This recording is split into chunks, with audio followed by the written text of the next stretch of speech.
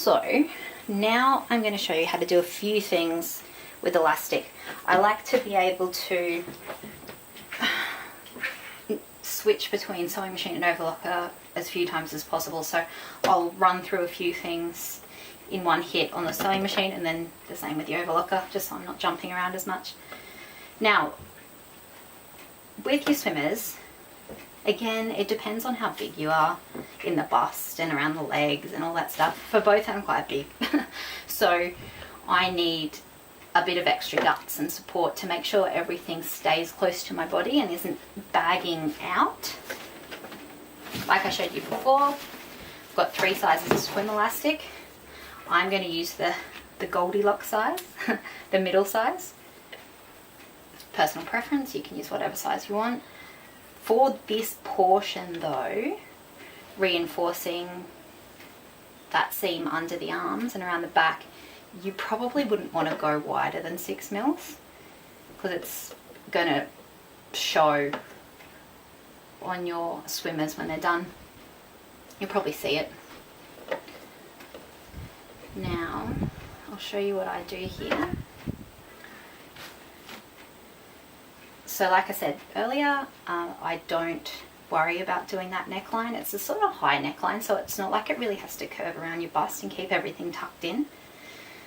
So I don't bother with him. What we're going to do though is attach elastic all the way along the underarm seam, around the back and back up again from the strap. Got zigzag on my machine again. And I'm keeping it right on the seam allowance from the overlocker. You don't really want to come in off that, so try and keep it right on the edge. And I then put gentle tension on the elastic as I take it around. I don't pull it really tight, but I don't just let it sit either. Just a bit of gentle tension to make it curve up under your arms and around your back.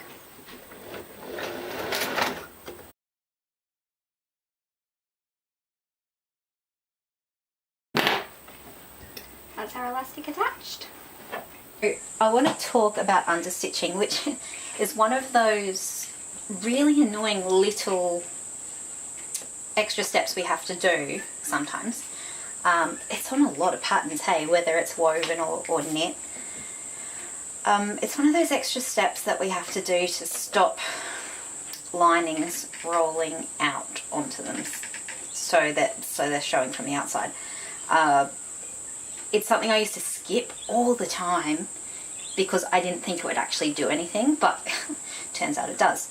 So with this first pair of swimmers I made from the pattern that I've hacked together, you can see that black lining, hopefully you can see it, that black lining has rolled to the outside. And it kind of bugs me, to be honest. And I wish that I'd paid more attention and thought about it more, because there's elastic in that seam allowance, like what we just put in. It wants to poke up. So the best thing to do is to underline. Now underlining is where you stitch your seam allowance to the lining. Now this is the ready to wear bikini top, and look, the lining stays where it's supposed to stay. It doesn't want to roll to the outside like it does without underlining. So moral of the story is to underline where possible. Now I've underlined, this is the guts of the top part of the swimmers, the lining side, and I don't know if you can tell from there because of there's a couple of rows of zigzag on there now, but I've stitched all the way around as far as you can go. So there's straps here, which means you can't really get in there properly, but I've stitched that seam allowance of the including the elastic to the lining all the way around as far as you can go, all the way up to where the straps are. And I've also, even though there's no elastic in that front part, that neck part, I've stitched the seam allowance, understitched the seam allowance there too. And it really just makes it so much better. It's totally worth that extra step. So now you can see that when it's on, it doesn't want to roll out, and you can see from the wrong side how it just sits there really nicely. So worth it. Do recommend. Now that's a pretty simple bit, so I didn't record that one for you, but what I will show you is how to make straps. Now straps on their own without any support are a bit stretchy. Probably fine if, again, you've got a smaller bust, but if you're like me and you need a bit of extra support, then we have to reinforce them. And we do that with elastic. So put that's your strap piece, right sides together, sorry, wrong sides up, and then you line it up with a bit of elastic. It's easier to start these if you just clip it in place, so you're not fiddling with 3 layers. And then again, it's a zigzag. This time though, we're not putting any tension on any of it when we sew. If you pull the elastic when you sew with this, it's going to make your straps look wavy, and you don't want that. You just want them to sit flat so that they can stretch when you need them to. So again, zigzag, we're going to put it right along the raw edge. Sometimes it needs a bit of help to get through.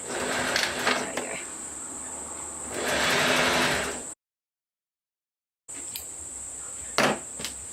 Now is when we get our trusty turny thingy, which is actually quite a pain because while they're a handy tool, they're not the most successful, but it's kind of the best way to do it. I mean, everyone has their own method for turning stuff.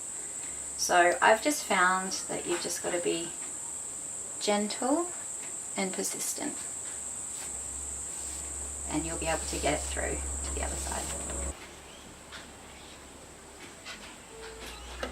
Alright, so now I'm going to show you different ways to attach the straps. With the Nintendo ones, the first pair I did, I put rings and sliders on them. So there's the front. I attached a ring to that front little strap that's off the top. Then straight over through the ring, and that's the long strap that we literally just sewed.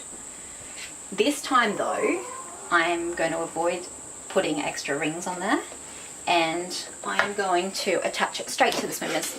I mean, it's personal preference, you can do whatever you like. Doesn't really matter. So here's one I've already attached. It's just joining through there. So I'll show you how I do that. Flip this guy inside out again. Inside out. And you can feed your strap up through that little gap there that you've created. Now, you can see the join on the reverse, so make sure right side is to right side, and that will mean the join will run under the strap and you won't see it from the outside. Little thing, doesn't really matter, but it looks prettier, neater, more professional. So slide it up through there and you'll grab it out of the top there. See that? And that what I'm going to do is run a few lines of zigzag back and forth, just to make sure that's really secure so we don't have any wardrobe malfunctions when we're at the beach.